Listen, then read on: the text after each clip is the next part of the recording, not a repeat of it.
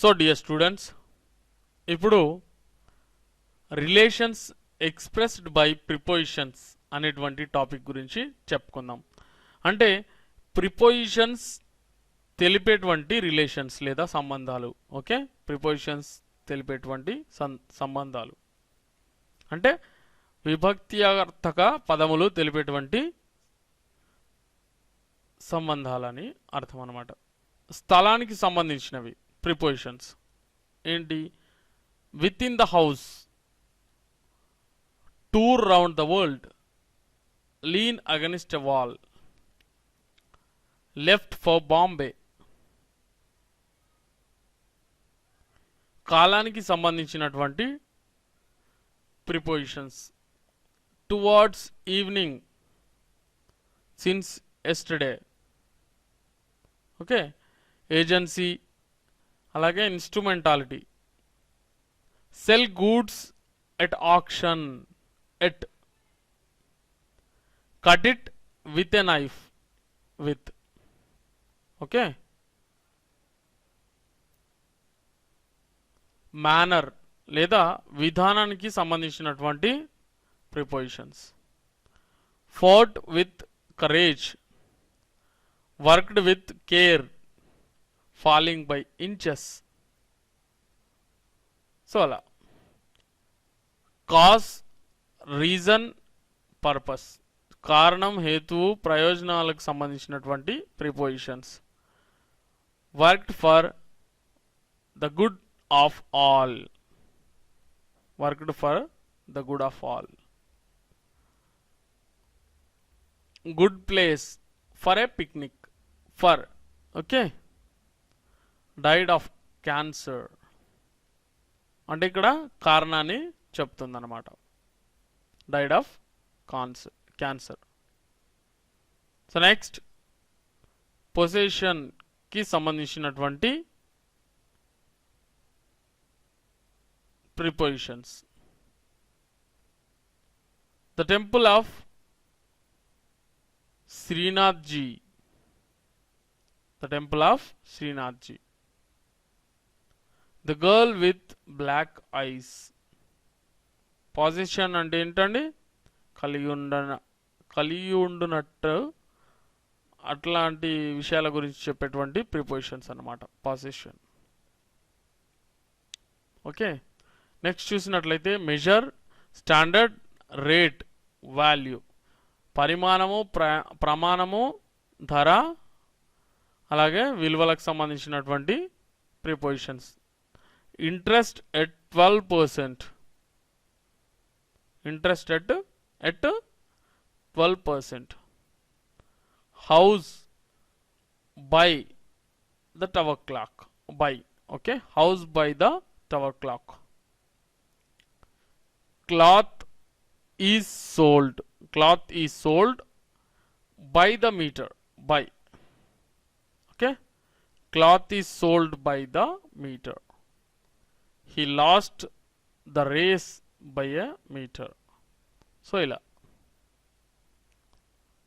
ఇంకా చూసినట్లయితే contrast, concession, వ్యత్యాసము, తగ్గింపు వంటి సంబంధాల గురించి చెప్పేటువంటి prepositions. After every effort he failed. After every effort he failed. For one vacancy 1,000 applications. So inference, notice, source or origin. ఊహ లేదా అనుమానం, భావ, లక్ష్యం, మూలం మొదలగు సంబంధాలను గురించి చెప్పేటువంటి prepositions. He came here with gratitude.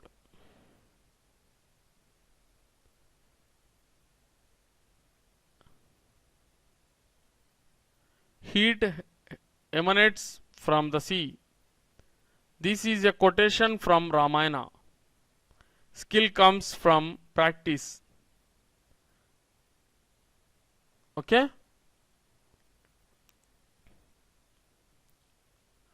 But ఈ పదం ప్రిపోజిషన్గా ఉపయోగించినప్పుడు ఎక్సెప్ట్ అనేటువంటి అర్థం వస్తుంది అనమాట.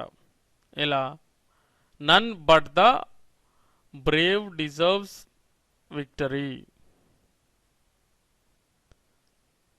Okay, none but the brave deserves victory. కొన్ని సందర్భాలలో ఏ అక్షరం ఆన్ను ప్రిపోజిషన్ బదులుగా ఉపయోగిస్తారు. ఆన్ బదులుగా ఉపయోగిస్తారు. హార్వెస్టింగ్ కూలీ at 2 rupees per day. In పెద్ద దేశము, పెద్ద నగరంల సందర్భాలలో ఉపయోగిస్తారు. He is in Europe. Rama living in Hyderabad.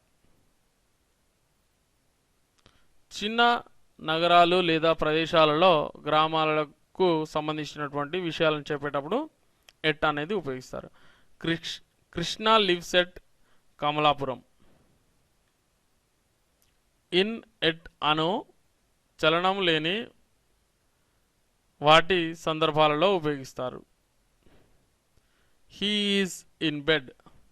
Rama is at the top of the class.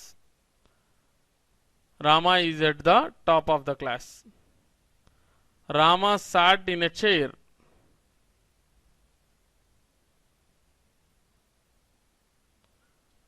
To, into, upon అనునవి చలనం ఉన్నటువంటి సందర్భాలలో ఉపయోగిస్తారు.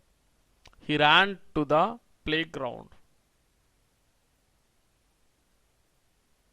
He jumped into the sea. The dog sprang upon the gate. Okay, so next చూసినట్లయితే టిల్ అనేది కాలాన్ని సూచించేందుకు ఉపయోగిస్తారు. I weighted till 7 o'clock. 7 గంటల వరకు నేను వెయిట్ చేస్తూ ఉంటిని. Okay, I waited till 7 o'clock.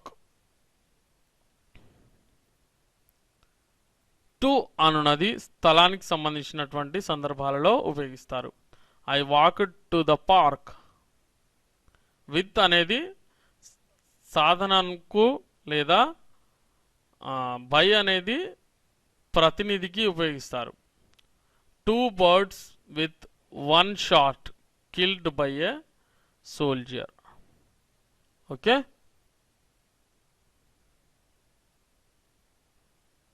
Since అనే పదం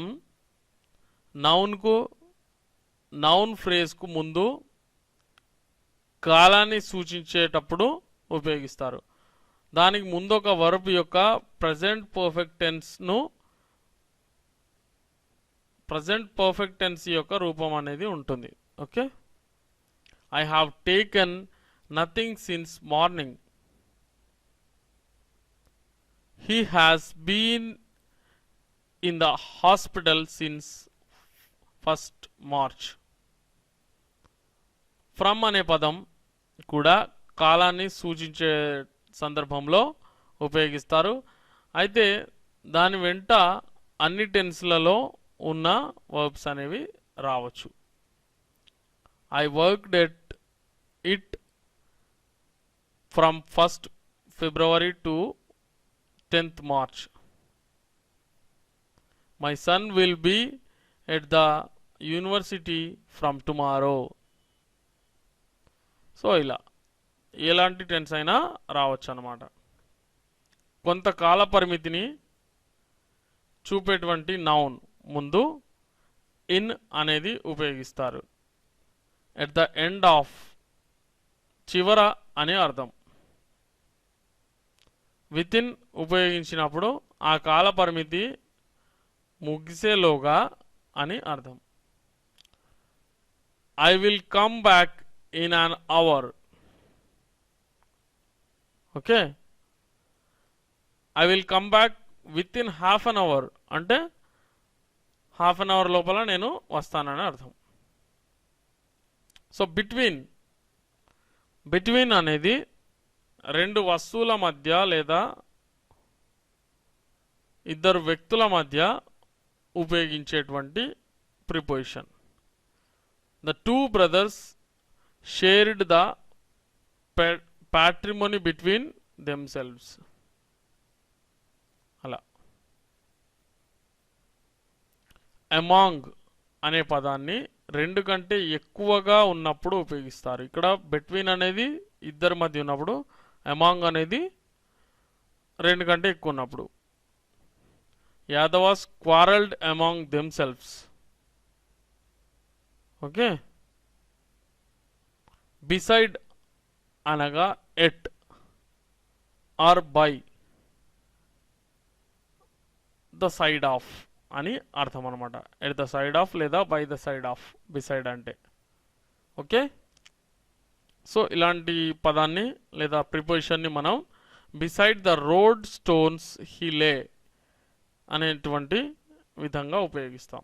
బిసైడ్స్ అంటే ఇన్ అడిషన్ టు అని అర్థం. Besides his family he has other dependents అంటే వాళ్ళే కాకుండా ఇంకొందరు ఉన్నారని అర్థం అనమాట besides. Okay, so prepositions express చేసేటువంటి అంటే తెలిపేటువంటి రిలేషన్స్ గురించి తెలుసుకున్నాం కదా. సో ఈ విషయాలను బాగా గుర్తుంచుకొని ఈ ప్రిపోజిషన్స్ని సందర్భానుసారంగా వాడి మీరు ఇంగ్లీష్లో ధారాళంగా మాట్లాడాలి. Okay, all the best. So చూసారుగా స్టూడెంట్స్, ఇప్పటి వరకు మీరు చూసింది కేవలం శాంపుల్ వీడియో మాత్రమే. ఇలాంటి ఎంతో వివరణాత్మకమైనటువంటి స్పోకెన్ ఇంగ్లీష్ వీడియోలను ఫుల్ కోర్సును మీ సొంతం చేసుకోవడానికి వెంటనే మాకు ఆర్డర్ చేయండి. 6 DVDs pack plus free ebooks కేవలం 1000 రూపాయలకే 6 DVDల ప్యాక్ను వాటితో పాటు ఉచిత ఈబుక్స్ ను మీకు అందిస్తున్నారు కేవీ స్పోకెన్ ఇంగ్లీష్. మిమ్మల్ని ధారాళంగా ఇంగ్లీష్ లో మాట్లాడించగల ఏకైక కోర్స్ కేవీ స్పోకెన్ ఇంగ్లీష్. మీరు ఇంగ్లీష్ లో ఫ్లూయెంట్ గా మాట్లాడాలంటే మీకు ఎంతో వివరణతో కూడినటువంటి వీడియోలు అలాగే ఈబుక్స్ అనేవి అవసరం. అలాంటి పూర్తి వీడియో కోర్సుని మీకు త్వరగా ఇంగ్లీష్ నేర్పించగలిగేటువంటి కోర్సుని కేవలం 1000 రూపాయలకే అందిస్తున్నారు కేవీ స్పోకెన్ ఇంగ్లీష్ వారు. మరెందుకు ఆలస్యం, వెంటనే మాకు కాల్ చేయండి. మా నంబర్ 9346780130. మరిన్ని శాంపుల్ వీడియోస్ కై మా వెబ్సైట్ ని చూడండి. మా వెబ్సైట్ www.kveasyenglish.com. వెంటనే ఆర్డర్ చేయండి, ఫ్లూయెంట్ గా ఇంగ్లీష్ లో మాట్లాడండి.